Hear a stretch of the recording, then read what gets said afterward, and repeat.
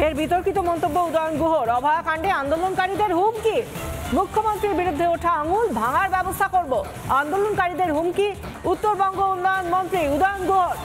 ফের বিতর্কিত মন্তব্য। আমরা দেখেছিলাম মেয়েরা রাতের দখল নাও সেই কর্মসূচিতেও তিনি বিতর্কিত মন্তব্য করেছিলেন। ফের বিতর্কিত মন্তব্য উদয়ন গুহর, শুনুন। একটা অন্য কর্মসূচিতে কুচবিহারে এসেছি, তখন দেখলাম লাল পতাকা নিয়ে মিছিল, আঙুল তোলা হচ্ছে মমতা বন্দ্যোপাধ্যায়ের দিকে, যে মমতা বন্দ্যোপাধ্যায় নাকি নাটক করছেন। আমার বক্তব্য, এই ঘটনায় মমতা বন্দ্যোপাধ্যায়ের দিকে আঙুল তুলছেন, নোংরা ভাষায় সোশ্যাল মিডিয়ায় মমতা বন্দ্যোপাধ্যায়কে গালাগালি করছেন, যারা আঙুল তুলে মমতা বন্দ্যোপাধ্যায়ের পদত্যাগ চাইছে, সেই আঙুলগুলোকে চিহ্নিত করে সেই আঙুলগুলোকেও ভেঙে দেওয়ার বন্দোবস্ত করতে হবে। একেবারে আঙুল ভেঙে দেওয়ার কথা বলছেন, হুমকি দিচ্ছেন উদয়ন গুহ। আর এই নিয়ে স্থানীয় বিজেপি নেতা অজয় রায় কি বলছেন, শুনুন।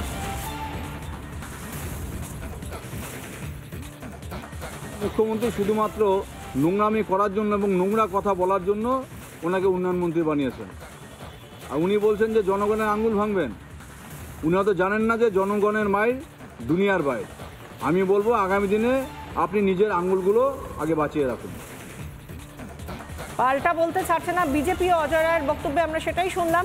আর কি বলেছেন, এই আন্দোলন যখন একেবারে সব জায়গায় ছড়িয়ে পড়েছে, সেই জায়গায় উদয়ন গুহ হুমকির সুরে কি বলছেন আরো একবার শোনাবো, শুনুন।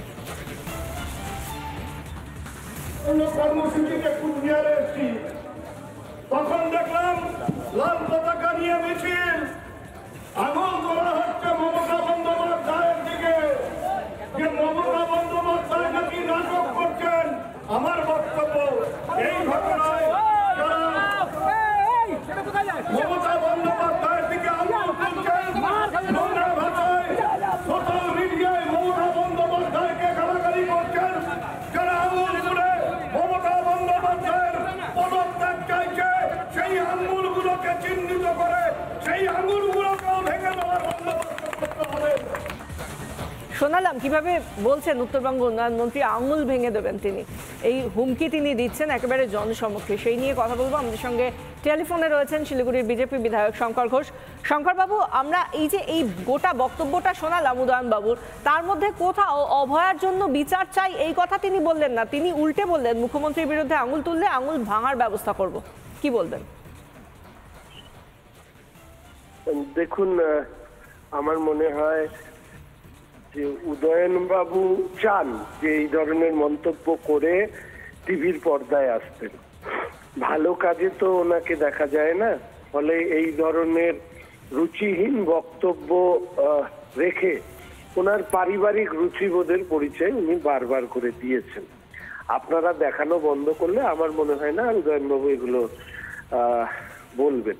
দু নম্বর হচ্ছে যে এটাও আরেকটা প্রমাণ যে উদয়নবাবু এখনো চোখে দেখতে পাচ্ছেন, কেন না হলে উনি দেখতে পারতেন না যে আরজিকরের এই নৃশংস ঘটনার পরে মুখ্যমন্ত্রীর দিকে আঙুল উঠছে। বেশিরভাগ নেতারা তো ইতিমধ্যে চোখ হারিয়েছেন, মানে দৃষ্টিশক্তি হারিয়েছেন।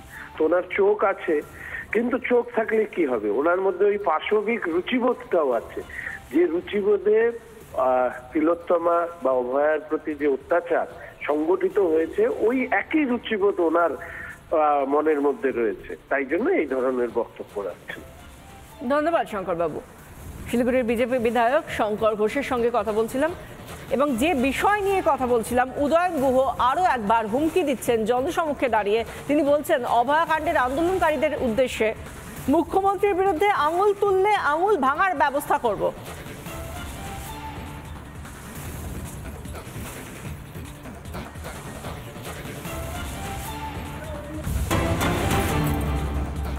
আরজি করে অভয়াকে ধর্ষণ করে খুন, টাওয়ার ডাম্প পদ্ধতির সাহায্য নিতে পারে সিবিআই, এমনটাই সূত্র মারফত জানা যাচ্ছে।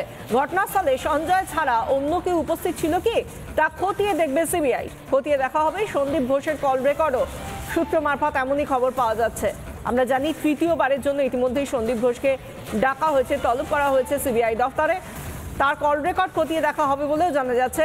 খতিয়ে দেখা হবে ভোর 4টে থেকে সকাল 10টা পর্যন্ত ঘটনার দিন তার কল রেকর্ড দেখা হতে পারে, এমনই সূত্র মারফত খবর। তালিকায় সঞ্জয় ছিল কি না, অর্থাৎ সেই ফোন যে করা হয়েছে সন্দীপ ঘোষের কল রেকর্ডে সঞ্জয়ের নাম রয়েছে কিনা, সঞ্জয়ের নাম্বার রয়েছে কিনা সেটাও দেখা হবে, এমনটাও জানা যাচ্ছে সিবিআই সূত্রে।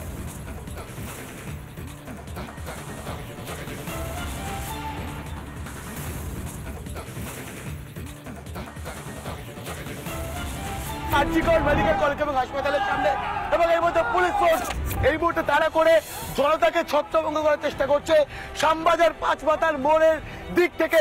টিয়ার গ্যাস চার্জ করা হয়েছে এই জনতাকে ছত্রভঙ্গ করবার জন্য এবং পুলিশ এবার ওই দিকটাতে যাচ্ছে, ওদিকে যদি কোনো মব থাকে সরিয়ে দেওয়ার জন্য।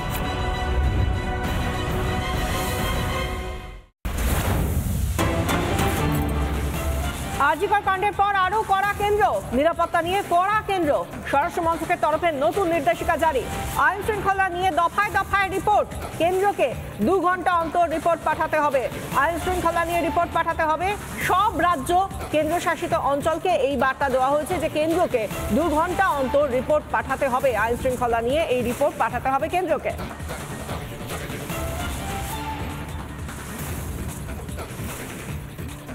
আরজিকর কাণ্ডের পর আরও কড়া পদক্ষেপ কেন্দ্রর, নিরাপত্তা নিয়ে আরও কড়া হলো কেন্দ্র। স্বরাষ্ট্র মন্ত্রকের তরফে নতুন নির্দেশিকা, আইন শৃঙ্খলা নিয়ে দফায় দফায় রিপোর্ট, কেন্দ্রকে 2 ঘন্টা অন্তর রিপোর্ট পাঠাতে হবে। আইন শৃঙ্খলা নিয়ে এই রিপোর্ট পাঠাতে হবে স্বরাষ্ট্র মন্ত্রকে। সমস্ত রাজ্য সব কেন্দ্রশাসিত অঞ্চলকেই এই বার্তা দেওয়া হয়েছে, যেখানে বলা হয়েছে মেল করে, হোয়াটসঅ্যাপের মাধ্যমে অথবা ফ্যাক্স করে প্রতি 2 ঘন্টা অন্তর রাজ্য বা কেন্দ্রশাসিত অঞ্চলগুলির আইন শৃঙ্খলা পরিস্থিতি কী রয়েছে তা নিয়ে বিস্তারিত রিপোর্ট পাঠাতে হবে কেন্দ্রের কাছে। প্রতি 2 ঘন্টা অন্তর এই রিপোর্ট পাঠাতে হবে কেন্দ্রকে।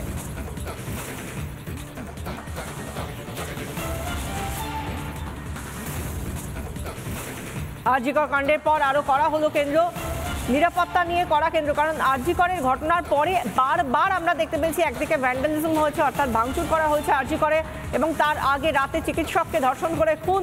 এই গোটা বিষয় নিয়ে এই মুহূর্তে দাঁড়িয়ে কেন্দ্র আরও কড়া নিরাপত্তা ব্যবস্থা নিয়ে, আইন শৃঙ্খলা নিয়ে দফায় দফায় রিপোর্ট পাঠাতে হবে কেন্দ্রকে। 2 ঘন্টা অন্তর রিপোর্ট পাঠাতে হবে সমস্ত রাজ্য কেন্দ্রশাসিত অঞ্চলকে, এমনই বার্তা দেওয়া হয়েছে কেন্দ্রীয় স্বরাষ্ট্র মন্ত্রকের তরফ থেকে।